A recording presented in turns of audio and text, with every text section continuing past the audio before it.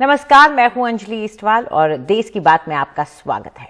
पंजाब और हरियाणा में आज किसानों ने धान की खरीद में देरी को लेकर कई जिलों में प्रदर्शन किया। करनाल में किसानों ने मुख्यमंत्री खट्टर के घर में घेराव की कोशिश की। किसानों ने बैरिकेड को हटाकर आगे बढ़ने का प्रयास भी किया। इस दौरान किसानों पर पानी की बौछार भी की गई, जिसके बाद हरियाणा के मुख्यमंत्री मनोहर लाल खट्टर ने ऐलान किया कि किसानों से धान की खरीद कल यानी कि 3 अक्टूबर से शुरू की जाएगी। आपको बता दें कि केंद्र सरकार ने गुरुवार को ऐलान किया था कि पंजाब और हरियाणा में 1 अक्टूबर की बजाय 11 अक्टूबर से धान की खरीद शुरू होगी। इससे पहले हरियाणा में किसानों ने बीजेपी विधायकों के घरों के बाहर और पंजाब में जिला मुख्यालयों के बाहर प्रदर्शन किया। अंबाला में भी किसानों ने प्रदर्शन किया। प्रदर्शन को देखते हुए सुरक्षा के कड़े इंतजाम भी किए गए थे। किसान मांग कर रहे थे कि धान की खरीद समय पर शुरू की जाए।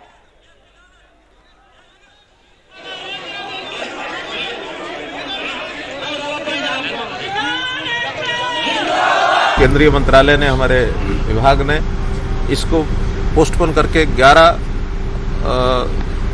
अक्टूबर ये कर दिया था, लेकिन हम देखते हैं हरियाणा की मंडियों में धान बहुत सा आ चुका है और उसमें प्रोक्योरमेंट के लिए सब किसानों की ओर से भी मांग थी कि इसको जल्दी शुरू किया जाए। हमने केंद्रीय मंत्रालय से, हमारे अश्विनी चौबे जी से आकर के निवेदन किया कि इसको जल्दी से शुरू किया जाए। तो अभी बैठ करके एक निर्णय ये हुआ है कि कल से विधिवत 3 तारीख से 3 अक्टूबर से और ये प्रोक्योरमेंट जो है वो सब जगह शुरू हो जाएगी। आज गांधी जयंती के मौके पर दिल्ली के बॉर्डर पर, गाजीपुर बॉर्डर पर आंदोलन कर रहे किसानों ने हवन किया। इस मौके पर मंच पर बैठे 5 किसानों ने उपवास भी किया। इसके अलावा आज 2 अक्टूबर 2018 को किसानों पर हुए लाठीचार्ज के खिलाफ भी आंदोलनकारी किसान अपना विरोध दर्ज करा रहे हैं।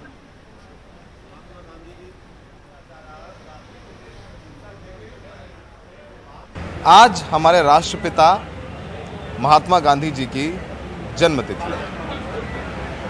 उनके पद चिन्हों पर चल के ही शायद देश भी आगे बढ़ रहा है और किसानों का कहना है वो भी उनके पद चिन्हों पर चल के ही पिछले 10 महीने से दिल्ली के तमाम बॉर्डर्स पर शांतिपूर्ण तरीके से धरने पर बैठे हुए हैं। हमने देखा है सुबह से ही, चाहे प्रधानमंत्री मोदी हों, तमाम नेता हों, वो सब गांधी जी की स्मारक में जा कर के फूल श्रद्धा सुमन अर्पित कर रहे हैं। वैसे किसान भी गांधी जयंती के दिन अनशन पर बैठे हैं। 4 मोर्चे जहां पर किसान धरने पर हैं, Sindhu border, Tikri border, Ghazipur border और शाहजहांपुर बॉर्डर। वहां पर 5-5 किसान दिन भर अनशन करेंगे और खासकर गाजीपुर बॉर्डर पर 11 किसान बैठे हुए हैं। हम इस वक्त गाजीपुर बॉर्डर पर हैं। आप देखें ये किसान बापू की तस्वीर लिए बैठे हुए हैं। उनके पीछे युवा भी हैं, भारत का झंडा भी पीछे लहरा रहा है और किसानों का कहना है कि पिछले 10 महीने हो गए उनको यहाँ बैठे हुए और गांधी के पद चिन्हों पर चल के ही तीनों कृषि कानून वो रद्द कराएंगे। क्या कार्यक्रम कर रहे हैं आप लोग यहाँ? आज महात्मा गांधी और लाल बहादुर शास्त्री जी की जन्म जयंती है।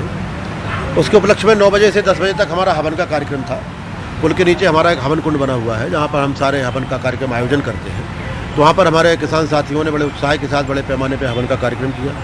संयुक्त किसान मोर्चे का निर्देश था कि 10 बजे से 5 बजे तक हर मोर्चे पे कम से कम 5 किसान अनशन पर बैठेंगे। तो 10 बजे से फिर 5 किसानों का प्रोग्राम था, लेकिन हमारे किसान साथियों को उत्साह है, ज़्यादा हो गए, 11-12 हो गए, इससे भी ज़्यादा हो जाएंगे। तो ये किसानों का 5 बजे तक चलेगा। सर, 10 महीने से ज़्यादा हो गए, 700 से ज़्यादा किसानों की मौत हुई है। आप लोग अनशन कर रहे हैं, धरना दे रहे हैं। गांधी जी से क्या सीख लिए आप लोगों ने? भले ही गांधी जी की बात तो सब लोग करते हैं, पर गांधी जी के रास्ते पर चलना बहुत मुश्किल है। पढ़ा गांधी ने सबको है, प्रधानमंत्री मोदी हो चाहे, और गांधी सिर्फ एक नाम नहीं है, गांधी एक फिलॉसफी भी है साथ में। तो वो कितना मुश्किल है, वो 10 महीने से उस रास्ते पर चल रहे हैं। गांधी जी का जीवन एक ऐसा दर्शन है कि अगर उनको अच्छी तरह से पढ़ लिया जाए, समझ लिया जाए, तो फिर ज़्यादा कुछ चीज़ों के समझने पढ़ने की ज़रूरत है। आपकी उम्र कितनी है? मेरी उम्र 71 वर्ष की है। और 71 वर्ष में आप अनशन पे यहाँ बैठे हुए हैं 10 महीने से। आपका नाम क्या है? मेरा नाम सुनील बालियान भारतीय, जिला शामली से हूँ। शामली से आए, आप भी अनशन पर हैं आज? जी, अनशन पे हूँ और पिछले 10 महीने से हम लगातार संघर्ष कर रहे हैं यहाँ पे। और सबसे बड़ी बात यह है कि आज ये हमारे देश का दुर्भाग्य है कि एक आदमी जो गोडसे को भी माला पहनाता है और वो गांधी जी को भी माला पहनाता है।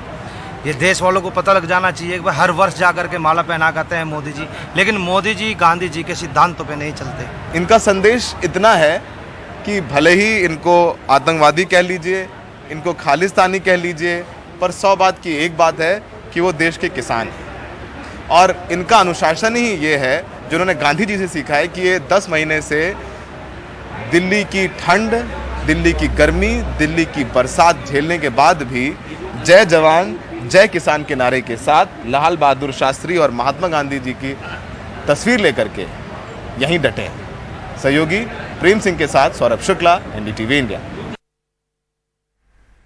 पंजाब के मुख्यमंत्री चरणजीत सिंह चन्नी ने किसानों के खिलाफ दर्ज मामलों को वापस लेने के आदेश दिए हैं। ये मामले रेलवे ट्रैक पर किसानों के धरने के समय आरपीएफ यानी कि रेलवे पुलिस ने दर्ज किए थे। चन्नी ने आरपीएफ चेयरमैन को इस फैसले को जल्द से जल्द लागू करने के लिए चिट्ठी भी लिखी है। इसके अलावा पंजाब के मुख्यमंत्री ने आशीर्वाद योजना के लिए उन लड़कियों के लिए उम्र सीमा भी हटा दी है जिनके माता पिता की कोविड के दौरान मौत हो गई है। चरणजीत सिंह चन्नी ने 1 जनवरी 2004 के बाद से नियुक्त सरकारी कर्मचारियों के लिए फैमिली पेंशन को भी मंजूरी दी है। तभी प्रोग्रेस करेगा अगर हमारा किसान। पारिवारिक विवाद में 2 टुकड़ों में बटी लोक जनशक्ति पार्टी को लेकर चुनाव आयोग ने महत्वपूर्ण आदेश जारी किया है, जिसमें कहा गया है कि चिराग पासवान हो या पशुपति पारस गुट, पार्टी के दोनों ही धड़े लोक जनशक्ति पार्टी के नाम और उसके दल के निशान का इस्तेमाल अगले आदेश तक नहीं कर सकते हैं। बिहार के 2 विधानसभा सीटों पर चुनाव लड़ने को लेकर दोनों गुट पार्टी का नाम और सिंबल को अपना अपना बता रहे थे, जिससे मतदाताओं में भ्रम की स्थिति बन रही थी। फिलहाल चुनाव आयोग के इस महत्वपूर्ण आदेश के बाद दोनों गुटों को अब अलग अलग चुनाव चिन्ह पर चुनाव में उतरना पड़ेगा। उधर उत्तर प्रदेश में आगामी विधानसभा चुनाव के लिए छत्तीसगढ़ के मुख्यमंत्री भूपेश बघेल को कांग्रेस ने वरिष्ठ पर्यवेक्षक नियुक्त किया है। छत्तीसगढ़ के मुख्यमंत्री भूपेश बघेल ने सोनिया गांधी, राहुल गांधी और प्रियंका गांधी के प्रति आभार व्यक्त करते हुए कहा कि ये एक बड़ी जिम्मेदारी है जिसे वो पूरा करने की पूरी कोशिश करेंगे।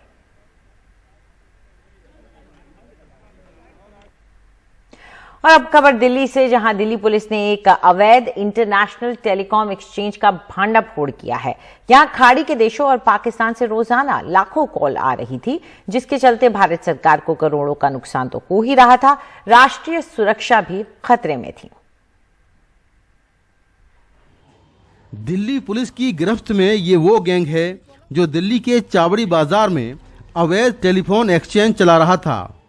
इस एक्सचेंज में हर रोज खाड़ी देशों और पाकिस्तान से लाखों कॉल्स आ रही थीं। ये टेलीफोन एक्सचेंज राष्ट्रीय सुरक्षा के लिए भी खतरा था। इससे भारत सरकार को करोड़ों का नुकसान भी हो रहा था। ये केस हमारे नॉलेज में आया था फरवरी में, तो ये बिल्कुल ही हमारे जो गवर्नमेंट का सेटअप है उसके बाहर है, इलीगल है। और इसमें गवर्नमेंट को मतलब मान लीजिए कि पर डे पे 1 से 1.5 करोड़ का चूना भी लगा है, जो कि एक सिक्योरिटी थ्रेट भी हो सकता है, टेररिस्ट का भी इसमें थ्रेट रहता है और ऑर्गेनाइज्ड क्राइम का भी रहता है। पकड़े गए लोगों में मुख्य आरोपी जुल्फिकार, इमरान, इरफान, जुल्फिकार का बेटा आरिफ और उसका एक साथी शामिल है।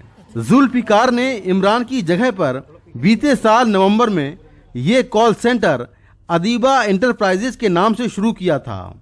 इंटरनेशनल जीएसएम टर्मिनेशन एक्सचेंज को सेटअप करने के लिए सिम्प ट्रंक तकनीक का इस्तेमाल किया गया।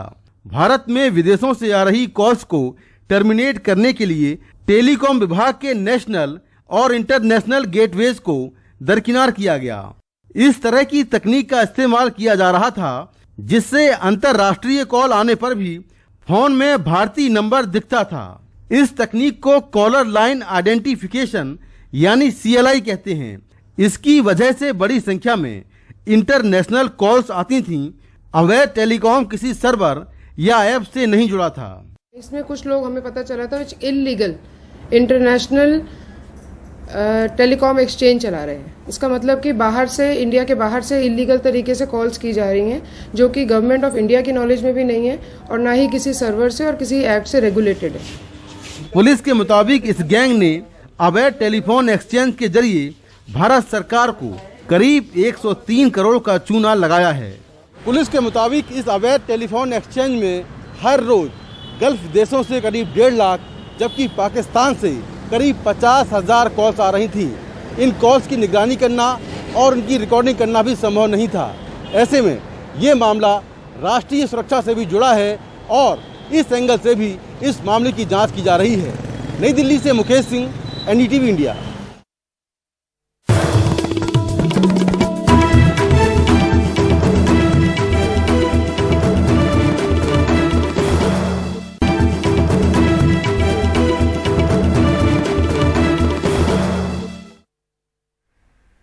जिस समय सारे आंकड़े बता रहे हैं कि देश भर में कुपोषण बढ़ रहा है, तब प्रधानमंत्री पोषण योजना का ऐलान हुआ है, जो मिड डे मील का ही बदला हुआ रूप है।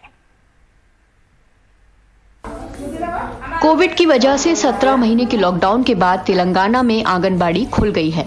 हाजिरी अच्छी है, बस खेलने और सीखने के लिए ही नहीं, इसलिए भी कि एक बार फिर सबको मिड डे मील मिलेगा।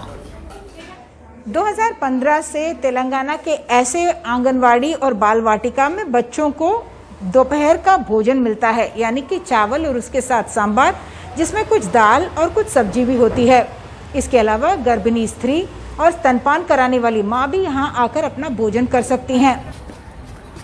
हाल ही में घोषित प्रधानमंत्री पोषण योजना की मार्फत 24 लाख और प्री प्राइमरी बच्चे बाल वाटिकाओं से जुड़ेंगे। उनसे पहले 11.2 लाख स्कूलों में पहली से 8वीं तक के 11.8 करोड़ छात्रों को मिड डे मील मिल रहा है।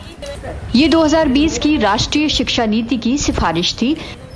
फोकस इस बात पर है कि संपूर्ण पोषण की स्थिति पर नजर रहे, जहां जरूरी हो वहां अतिरिक्त पोषण दिया जाए, पारंपरिक खाने और स्थानीय व्यंजन शामिल किए जाएं, स्कूलों में पोषण बागीचों को बढ़ावा दिया जाए, अच्छा भोजन सुनिश्चित करने के लिए सोशल ऑडिट हो। सरकारी स्कूलों में जाने वाले विद्यार्थियों को या गवर्नमेंट एडेड स्कूल हो उसके विद्यार्थियों को भी दोपहर का भोजन भी मिलेगा और 5 वर्ष तक चलने वाली पीएम पोषण में 1,31,000 करोड़ रुपए का व्यय होगा। करोड़ों बच्चों को इसका न्यूट्रिशियस फूड मिले, उसकी कल्पना के साथ इसको शुरू किया गया है। कोविड से पहले जुटाए गए नेशनल फैमिली हेल्थ सर्वे के ताजा आंकड़ों के मुताबिक देश के ज्यादातर राज्यों में पिछले 5 वर्षों में कुपोषण और अधूरे विकास वाले बच्चों का प्रतिशत बढ़ा है। तेलंगाना में हर तीसरा बच्चा कुपोषित है। केरल में जो मानव विकास के कई सूचकांकों में आगे है, हर 5वें बच्चे का विकास पूरा नहीं हुआ है और 15% से ज्यादा बच्चे कम वजन वाले हैं। चिंता की बात यह है कि कोविड काल में हालात और भी बिगड़े होंगे। इसमें कोई शक नहीं है कि महामारी के बाद जो बच्चे हमारे सामने आए वो और भी कमजोर थे। उन्हें वो पोषण नहीं मिल सका जिसकी उन्हें जरूरत थी। गायत्री एक सोशल वेलफेयर हॉस्टल में रहकर पढ़ती हैं। 2 साल पहले पिता की मौत हो चुकी थी और मां घरों में काम करती है। वो कहती हैं कि 18 महीने स्कूल नहीं चले तो खाना भी अच्छा नहीं मिला। In our home there is no rice. School में हमें चावल, दाल, अंडे, दूध, दही मिलता था। घर में तो बस चावल भी मुश्किल से मिलता है। सेहत पर असर पड़ रहा है। That's why we are not taking nutrition food, ma'am. दक्षिण एशिया में कम वजन वाले बच्चों का प्रतिशत भारत में सबसे ज्यादा है और वो दुनिया के 1 दर्जन सबसे ज्यादा कुपोषित देशों में से है। भारत के बच्चों को अच्छा भोजन देने के लिए 26 साल पुरानी मिड डे मील योजना में सजावटी रंग रोगन करने से कहीं ज्यादा कुछ जरूरी है। हैदराबाद से उमा सुधीर की रिपोर्ट, NDTV इंडिया।